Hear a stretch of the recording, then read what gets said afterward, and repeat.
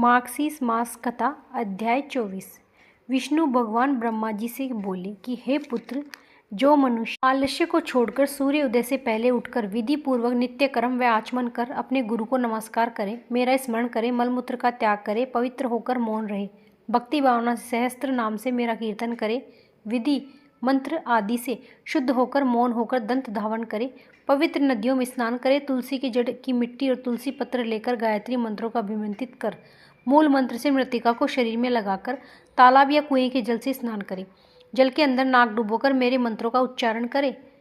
मेरे मंत्रों का उच्चारण करते समय ओम नमो भगवते वासुदेवाय, ओम नमो नारायणा, ओम नमो कृष्णाय नमः मंत्र का जाप करे। यह अष्टांग अक्षर मंत्र विष्णु भगवान का मंत्र है। पवित्र होकर अपने सामने चारों ओर हाथों में कुशा को लेकर आचमन कर शुद्ध जल से स्नान करके विद्वान कल्पना करते हुए इस मंत्र से जाप करें। हाथ जोड़कर मंत्रों का 7 बार जाप करें। जल में अंजलि लेकर पुण्य 3, 4, 5, 7 बार स्नान करें। उस प्रकार मिट्टी को अभिमंत्रित कर शरीर पर लगावे मृतिका का मंत्र है, हे अश्वकांति, हे मुति के तुम घोड़ों से एकांत हो, तुम्हारे ऊपर घोड़ा चला करते हैं। हे रथकांत अर्थात तुम्हारे ऊपर रथ चला करते हैं। हे विष्णुकांत अर्थात श्री विष्णु भगवान के चरण कमलों से 3 लोकों को नापने वाले हैं। वसुंधरे अर्थात रत्नों को धारण करने वाले, हे मृतिकी, जो मैंने पाप किए हैं उन पापों को नाश करो। हे मृति के सैकड़ों बाहु वाले श्री कृष्ण ने वराह रूप से तुमको ऊपर उठाया है। हे सुनो, तुम समस्त प्राणियों के उत्पत्ति स्थान हो, तुम्हें नमस्कार। इस प्रकार स्नान करके विधि पूर्वक आचमन करें। जल के किनारे खड़े होकर श्वेत वस्त्र धारण करें, आचमन करें, देवता पितृ ऋषियों का तर्पण करें, वस्त्र को पहनकर तर्पण की धोती को निचोड़े।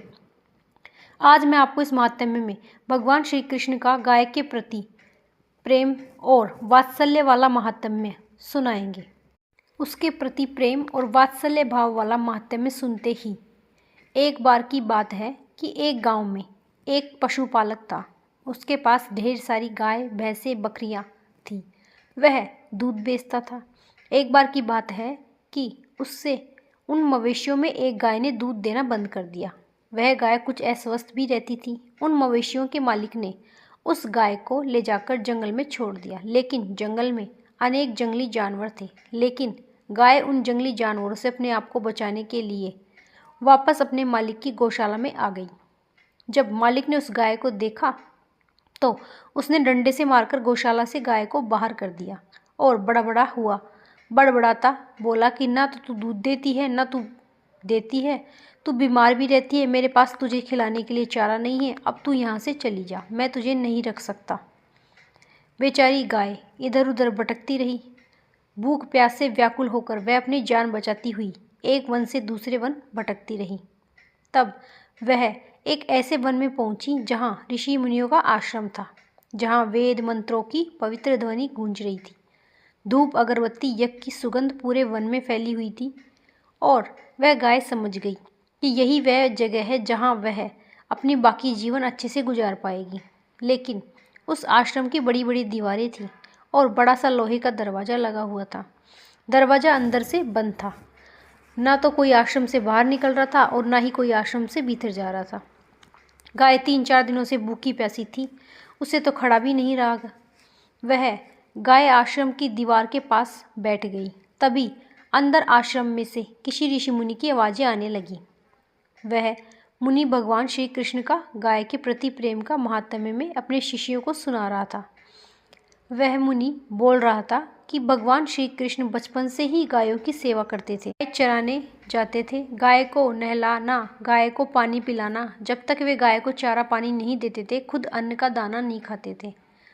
उन्होंने अपने शिष्य से कहा कि जब भगवान पहली बार गाय चराने के लिए जा रहे थे तो माता यशोदा ने भगवान श्री कृष्ण का बहुत सुंदर श्रृंगार भी किया था। हाथ में बांसुरी थमाई, सिर पर मोर मुकुट धारण करवाए, पीली धोती पहनाई, पीला पीताम्बर धारण करवाया, आंखों में सुरमा लगाया, नजर का काला टीका लगाया। जब माता यशोदा श्री कृष्ण को जूतियाँ पहनाने लगी तो भगवान कृष्ण ने अपनी मैया से कहा कि अरे मैया, हमारी गाय तो उगानी फिरेगी और हम जूतियाँ पहनेंगे, हमसे यह नहीं होगा। अगर आप चाहती हैं कि हम जूतियाँ पहने तो पहले आप हमारी सभी गायों को जूतियाँ पहनाओ।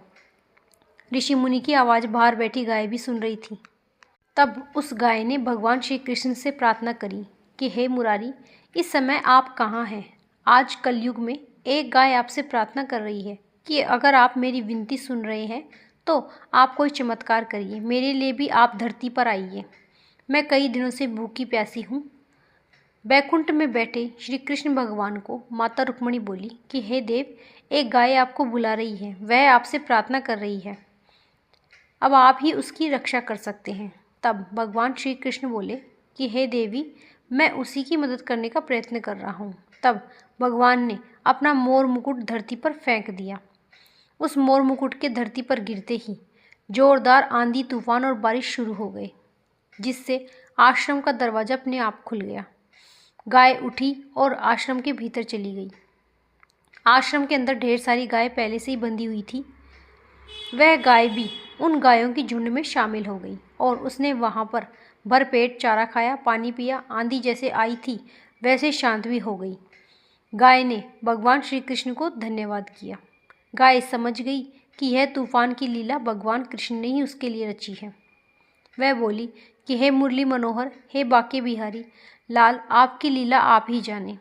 जय हो कृष्ण भगवान की जय, जय हो बाके बिहारी की जय। इस तरह भगवान श्री कृष्ण का गायों के प्रति प्रेम वाला वात्सल्य और महात्म्य मैंने आपको सुनाया।